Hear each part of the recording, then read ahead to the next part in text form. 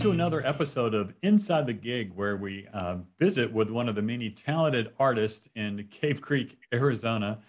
Today, my guest is a friend of mine, Josh Roy. He's not really sitting out in the desert, but it's a good day to be out in the desert. Josh, how are you doing today? I'm doing fantastic. Just got to take the boy out to the dentist. He got a crown put on his tooth, so he got the laughing gas. I think we could probably all use a little laughing gas. Yeah, especially when he throws a fit, and then we can just let him go take a nap. Take a nap. There you go. Yeah, you just came back from the dentist with your kid. That's got to be. I mean, I guess it's better than. Oh, is it a snow? Is it like a snow day? I've got relatives back east, and everybody's. It might as well. I mean, it's barely sprinkling. I had no idea it was going to be raining at all last night. Woke up and our cars were full of like water droplets and everything. And we're like, and Luke runs out and he goes, "It rained. We're going to get cookies today." We're like, "What?" How does that work? Our neighbor, every time it rains, she bakes cookies and gives them out to the neighbors that she's made friends with. So she brings them over. Anytime it rains, we get a fresh batch of cookies. So kids are excited. So am I. I need to move to your neighborhood. Are these like homemade like chocolate chips or something? They're fantastic cookies. She's really good at it. And they change every time. Oh, really? So she's not the same recipe. She's trying you guys out. Oh yeah. We'll have to bring some over. Maybe of this brand new batch. I'll bring them over this Thursday. And this Thursday, you're talking about you're going to play at a Frienda on Thursday, which I think is I'm going to have a look at my watch. The 20th of January. You're playing from 5 to 8 p.m. at a Frienda. I'm green screening their tequila room. I think they say they have the second largest tequila collection in the world. They have a lot of tequila to choose from. Are you a tequila guy? I love tequila. Do they have a Roger Klein's tequila there? Well, I'm sure they do. Speaking of Roger Klein, have you ever? I know normally we talk about music, but we're just rambling today. Have you done the Circus Mexicus thing yet? Yeah. Not that we went to Manny's. We went to Manny's Beach Club, so I think it's the opposite side of that peninsula or whatever you call it, whatever that. Yeah. You can kind of see off in that direction where they have that Circus Mexico. But is it all of Rocky Point that I guess Puerto Penasco? Is that whole entire area when they do Circus Mexicus? Well, I've only gone to I think I've gone to 3 in the last 15 years. It's all up around Sandy Beach. The first time I went, the concert area was at Wrecked at the Reef, and it was actually on the beach. But it wasn't a great setup. And I think Roger probably figured that out over time. And then the last 2 times I've been, they've set up a huge festival stage area in the sand right at Sonoran Sea and Sonoran Sun, the high-rise condos that are just a little bit down from Wrecked at the Reef. That seems to be where that's where the evening concerts are. But, it seems to grow every year. And it was huge the last time I was there, which is years ago. So they end up having things in like practically every restaurant that can hold music has something going on during the. Yeah. We've been asked to go there by a bunch, not formally by any place, but our friends and everybody keep asking us, like, when are you going to go down to Circus Mexicus? Are you going to do that? Or when are you going to be there? Because we did the Manny's Country Bash they had, I think 2 years ago. Yeah. 2020. And then we had, and then we're going to go to this one too. So. Yeah, it's always a good time. I remember the first time my wife and I went, and my son, who at the time was, I guess, just out of U of A, or he might have still been at U of A, and we go down there, and you're like sitting by the pool, and everybody there is like a friend because they're all there for Roger Klein's thing, but they're from all over the country. They're like, we flew in from Kansas City, and we just drove down and throwing Jello shots at you and all that. I mean, it's just like a great family, but still a great party atmosphere. I mean, it was very family, but it was a great party atmosphere. I don't want people to think Roger's throwing a big drunk party, but. Oh no. So what we're going to have to do is we're going to have to make sure that Ofrenda has some Roger Klein's tequila. So I can go, I just want to taste test it. That's it. A few of me. Hour. I'll come up Thursday and I'll do a tequila shot with you at Yes. Brenda. Yes. All go. right. I'll get that on video, and then you can sing a song. So you're playing Thursday from 5 to 8 p.m. at a Frenda. And I know a lot of people have seen you and your band and have probably seen you play solo. But we don't know a lot about you, Josh. So where are you from? Where'd you grow up? So I'm actually a native of Arizona. I was born and raised out in kind of like North Phoenix, and Wow. kind of been a West Sider. I've been a West Sider for most of my life, actually. I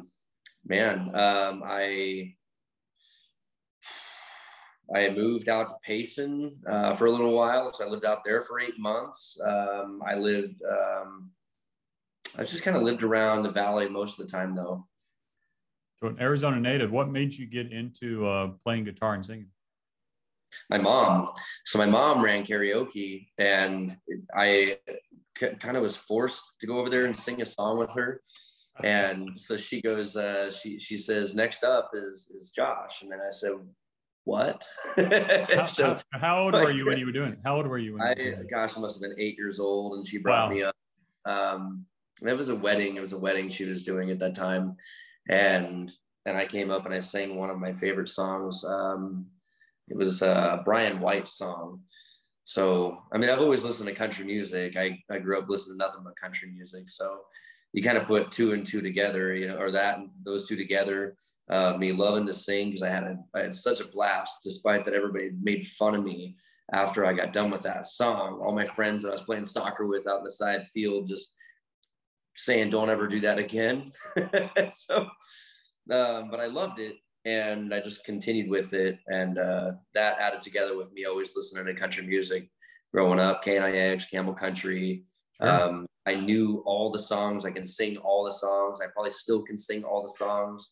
If I haven't listened to the song in 15 years, I can still remember every single lyric of that song. So wow, it's I guess you can say I love what I do. Yeah, that's fantastic. Well, your mom must have a good ear for this stuff too, because for those that have not heard you sing, you have one of the absolute best voices that I've ever heard in Cave Creek. I don't know that people give you that much credit for that. I mean, they should. Thank you. Seems like when I go around and see bands and everybody's, it's all about the lead guitar player, right? But I mean, I'm a vocal guy. I'm a vocal guy. So yeah, I'm not throwing shade to your lead guitar guy. You sang with me. You sang with me on one of those. I have sung with you, but it's like, when you hear somebody that's got a voice as good as yours, I mean, you can hear you sing whatever style, whatever song. It's always going to be a great show. Thank you. I have fun with it. That's for sure. Yeah. So, are you totally solo at a friend? Are you bringing a guy with you? What's your second? It's up in the air. So I may bring my guitar player, depending on if he's not teaching his teaching guitar, then he's got some time available, and I'll bring him up just to have some fun, and it always sounds better. It always sounds so much better when you have kind of that empty spot of just strumming for like a solo section, when you actually have something to fill that spot. So right. Well, I'm wanting to talk to him about jumping in with me on it. Now, you also have a band, and you play a lot of places. I think I've seen you play Harold's in Cave Creek more than any other place in Cave Creek. What are some of the other places you play in the Phoenix area?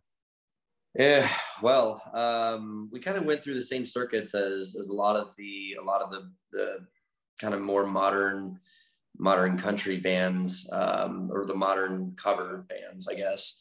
So they, like when it was like Whiskey Row out in Gilbert, or whether it would be Santan Flat and Queen Creek, all the way to, Havasu. We do, the Flying X out there in Havasu. We've done shows in Tucson, and it's kind of been all over the map. We've had a few out of state, but yeah, people keep us busy, which is such a blessing. I'm glad to be busy doing this. Now, are you playing? Is your band playing virtually every weekend? Not the whole band. So most of the time, it's kind of sporadic. So it'll either be a duo on the weekends. Usually, it used to be summertimes. Summertimes we would do the duos, and then during from about like November all the way up until April and May. I think May Right. is when they would have all the full band every weekend stuff. Right. So, So you yeah. talked a little bit about listening to country growing up. Is there a particular country artist that you find yourself drawn to? Well, between Brian White, that was the first one I ever listened to, and then Tracy Bird. Tracy Bird's always been like my go-to guy when it was those two, I had the CDs and I used to listen to those CDs on repeat, on loop all the time. I used to lay in a beanbag chair with headphones and I just lay back and listen to these songs over and over and over again. So I would say Tracy Bird, Brian White, the two. Okay. So like I said, you got a great country voice, a great vocalist. I'm trying to get in your head a little bit. So as a performer, I've played in Cave Creek a bunch too, and there's a lot of songs you play that are going to please the crowd. But what song do you kind of go to when you want to really enjoy it yourself, regardless of who the crowd is? I mean, just a song that really means something to you that you enjoy performing right now. It doesn't have to be all time, just like I love this week. Yeah, I love storytelling songs. And so the one song that I didn't realize that I would have so much fun singing until I did, was What Might Have Been by Little Texas. So when I built that song out, it's always been like the you can close your eyes, you can picture the story. You can, if you ever seen the music video to What Might Have Been, it's like a super tearjerker.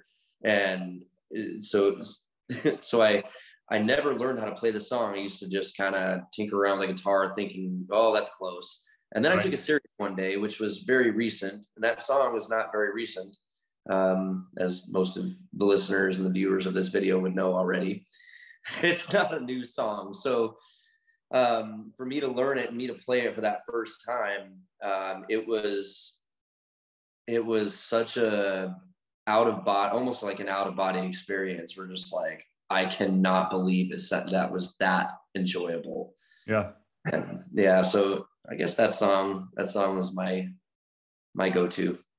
Now, you think you've also don't you have a couple of originals or maybe more? Tell me a little bit about your songwriting. Yeah, we so even now we're kind of back and forth in and out of the studio. We're doing our thing. We've got about 25 songs at this point, and we're working on a release. And we're trying to release this month, which is going to be a song of mine called One Shot. And then every 6 weeks or so, we're going to start releasing, song by song after that until we have enough for what would be normally called like an album. Right. So, but yeah, it's been a lot of writing and then rewriting and then starting a brand new song and going in the studio, trying these things out, and then going, well, not really a big fan of that song. So let's go back to the other one I stopped writing a little while ago. Right. So, I mean, a lot of the hard work of writing these songs too, it's been a really hard task, because, obviously you want things to sound good. I mean, I want all the stuff that I put out there to sound pretty, comparable to the stuff that you hear on the radio these days, even stuff back in the 90s, which is what I loved. If it doesn't sound like a song that I could have listened back in the 90s, then I really don't have a love for it. Right. So, but yeah, about 20 songs, 25 songs, I think, or so that we have at this point, and going to start releasing soon.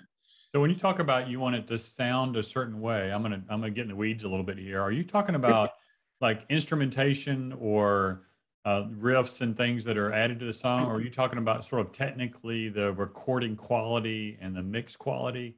Can you expound on that? Yeah, it's all encompassed because, well, I mean, it starts with the bass line. Like I go with the bass line, and it's story. I don't like the whole repeating the same word like 3 or 4 times to a beat to give it that more, like, I don't know, whatever you call it, hip hop kind of style. I don't know, but it's like if you listen to Boot Scoot and Boogie, that song is it's just straight through a how am I trying to say this? Like, gosh, I don't even know how to explain what I'm saying, what I'm thinking, but but it doesn't have that new, I guess, modern writing style to it. Right. Yeah. I mean, I always tell people when I get ready to do Boots Good and Boogie, I mean, I think I actually sat in with your band one time and did this song. Yeah. And I just said, it's blues and E, play blues, a 12-bar blues and E, and you're playing Good and Boogie. I mean, it's a straight up. Thank you. Straight across the board. It's just like, talk about the story. You say the story, you have fun with it. You say it in a really fun, you can kick your boots and dance on the floor kind of song. That's more of what I kind of like to write. So I guess it starts with the lyrics with me. So it starts with those, and then it goes to the style of song. Do I want it to be a swinger? Do I want it to be, a shuffle? Do I want it to be, a train beat song, or, certain things that they were kind of signature things back then. And then you go into the instrumentation, like you talked about, which is like adding in the pedal steel and adding in a fiddle to these songs, and just the stuff you always hear. I mean, even piano. I mean, even piano by these songs is just it would sound it sounds true to me. That's what I grew up with. So I love one of the solos actually on Boot Scoot Boogie on that piano. I love that piano solo they put in there. I know exactly what you're talking about. Yeah. Yeah, it's that honky tonk piano little thing going in the middle of that. Yeah, I get it. Yeah. And those things, as a musician, you're going, that's to me, that's just what makes a song, right? I mean, it's like there's those little nuances that are put in, and I guess the casual listener, or maybe the drunk listener, doesn't catch any of that, right? But you're sitting there going, if you didn't have this, it's like having the Hammond organ in the back of whatever song, right? If it's not there, I mean, you might not think they're supposed to be there, but when you hear the song completed, it's like, oh yeah, it would not be the same without that, right? Would not be the same. Absolutely. Imagine the dance from Garth Brooks without the piano intro. I mean, It's like, come on. Right. Yeah, exactly.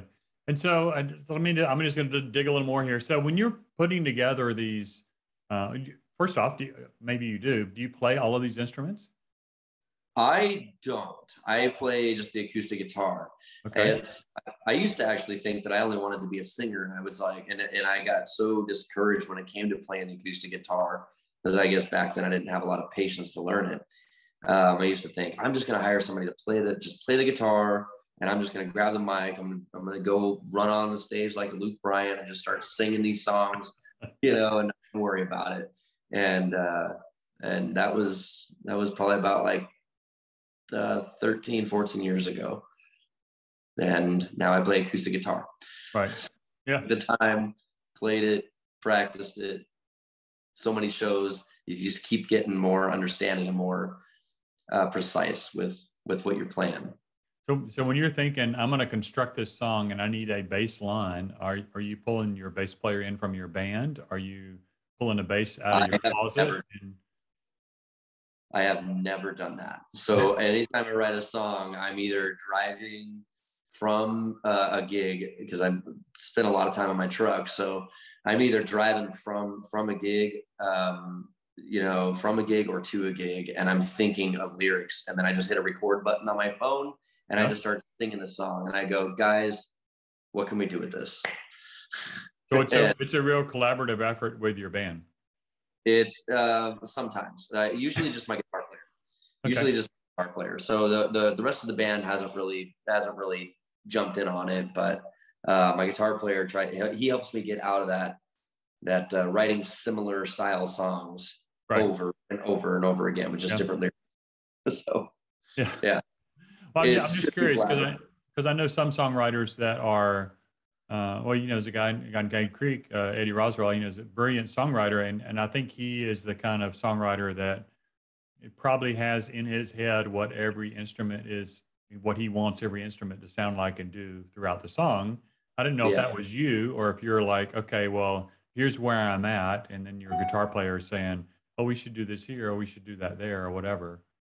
That's mainly the producer. So the producer is the one that jumps in on that kind of stuff and says what comes up with the ideas, and kind of like, he always tells me the same way. He says, you start off with like the Christmas tree, right? And you just put it up, and he says, and then you start putting all the ornaments and all the stuff on it. He says that's what he does with the song, brings in the session players to come in and start putting different ideas down, and he'll kind of, him and I will sit down and pick out the best parts of it and dress the song up. So fantastic.